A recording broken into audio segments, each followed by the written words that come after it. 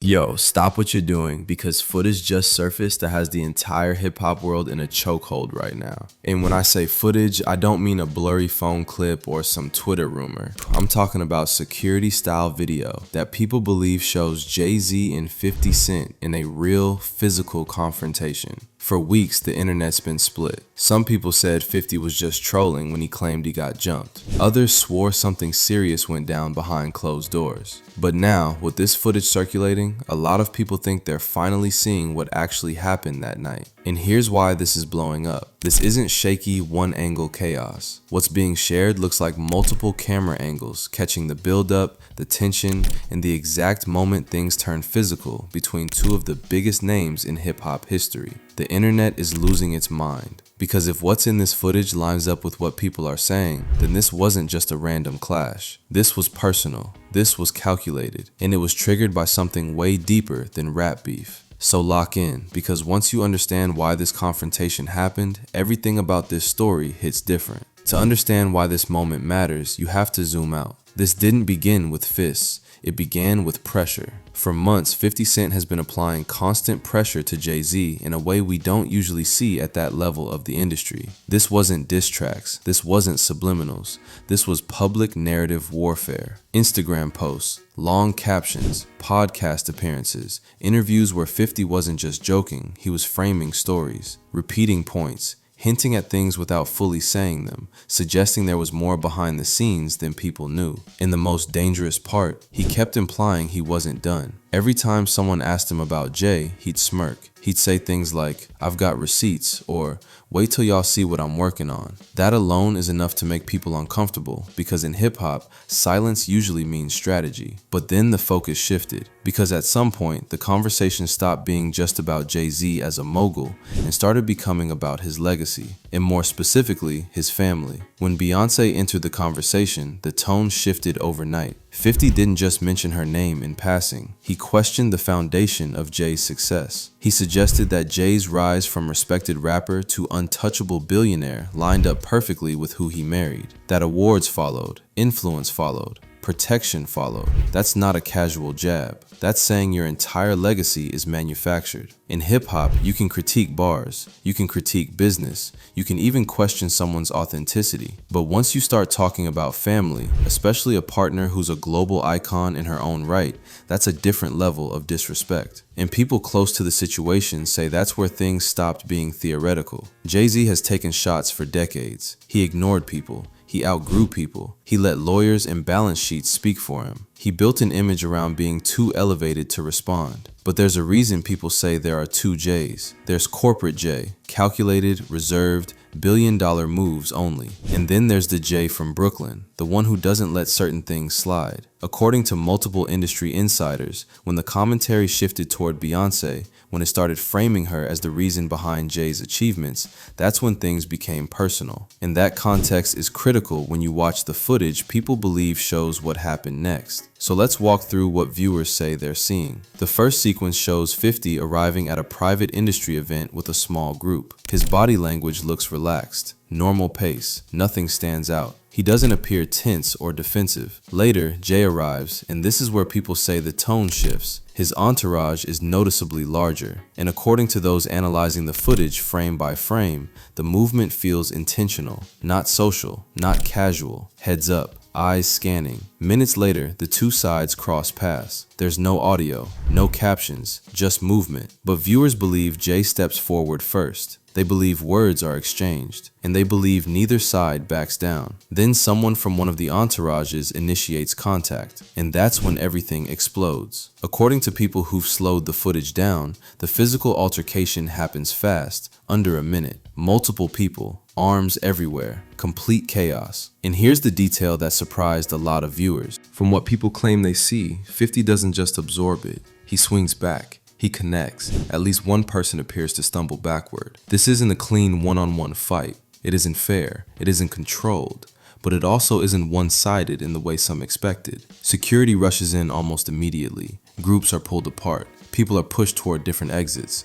And one detail that keeps coming up online, even as they're being separated, Jay appears animated, still pointing, still talking, while 50 is doing what 50 does best, gesturing, talking back, refusing to look intimidated. Then the footage cuts. No injuries reported, no police confirmed, just silence, until it leaked. Because this clashes with both narratives. It doesn't fully match the idea that 50 was helpless, and it doesn't match the image of Jay as untouchable and removed from physical conflict. It humanizes both of them in very different ways. Jay comes across emotional, provoked, personal. 50 comes across defiant, willing, unafraid. And that's why the internet can't stop talking about it. Because Jay's modern brand is built on control, on being above the mess, on being the guy who never looks rattled. And now there's visual material circulating, real or perceived, that challenges that image. Corporate partners don't like unpredictability. Brands don't like chaos.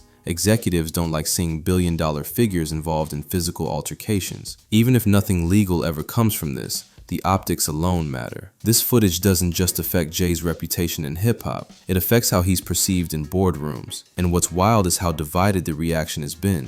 Some fans respect the fact that it got physical. They see it as authenticity in an era of internet beef. Others think it's embarrassing. Two men with more money than they could ever spend throwing hands at industry events. Older heads say this is how things used to be handled. Younger fans can't believe this is real life. And of course, memes are everywhere. Once something becomes memeable, it stops being just a moment. It becomes culture. And this is the real question. Does this end the beef or cement it? Because now, everything is public. Every move is scrutinized. Every post is decoded. Every appearance raises questions. If they end up in the same room again, does security step in early? Do they avoid each other entirely? Or does pride make things worse? And what about the documentary? If that actually happens, this footage becomes historical record. 20 years from now, when people talk about Jay-Z and 50 Cent, this moment is going to come up. For Jay, it complicates the billionaire myth. For 50, it reinforces the image he's never tried to escape. This wasn't just a fight, it was a collision between two philosophies: silence versus provocation,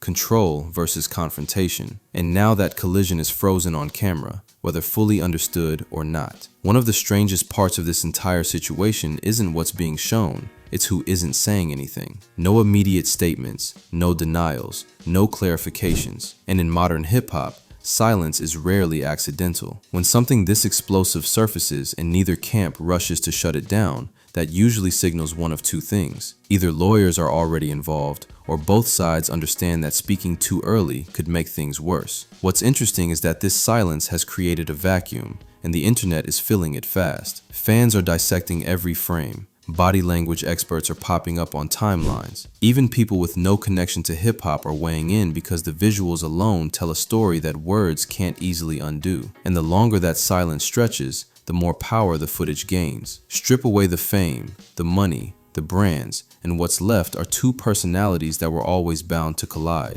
One built on provocation and pressure, the other built on control and restraint. When pressure keeps rising and restraint finally breaks, the result isn't explosive, it's sudden. That's what this footage feels like to a lot of viewers. Not a planned attack, not a staged moment, but a snap. And snaps don't look clean. They look messy, emotional, unfiltered, which is exactly why this moment feels so raw. From a platform perspective, this story checks every box. Familiar names, conflict, ambiguity, visual evidence, no resolution. Algorithms love uncertainty because uncertainty keeps people watching, commenting, arguing, and sharing. Every reaction video feeds the next one.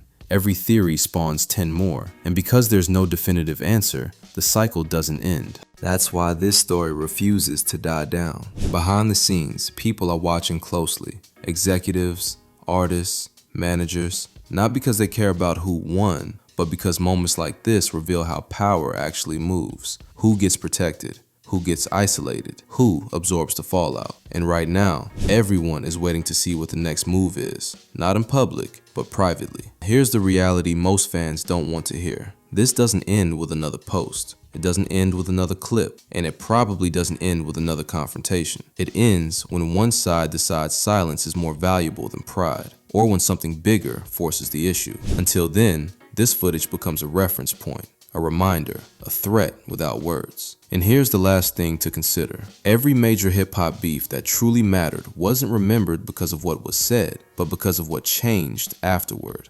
Careers shifted, relationships fractured, the industry realigned. This moment feels like one of those pivots. Not loud, not flashy, just undeniable. And that's why people can't look away. At the end of the day, this footage isn't just shocking because of what it appears to show, it's shocking because of who it involves. Two men who've shaped hip-hop for over 2 decades. Two careers built in completely different ways, colliding in a moment that was never meant to be public. Whether you believe the footage tells the full story or not, one thing is clear. This wasn't just noise. This wasn't internet drama. Something real happened. Something that cut through the layers of money, influence, and carefully managed images. And once moments like this exist on camera, they don't disappear. They become reference points. They get replayed, debated, and remembered long after the headlines move on. The question now isn't what happened that night, it's what happens next. Does this finally close the chapter on a rivalry that's been simmering for years?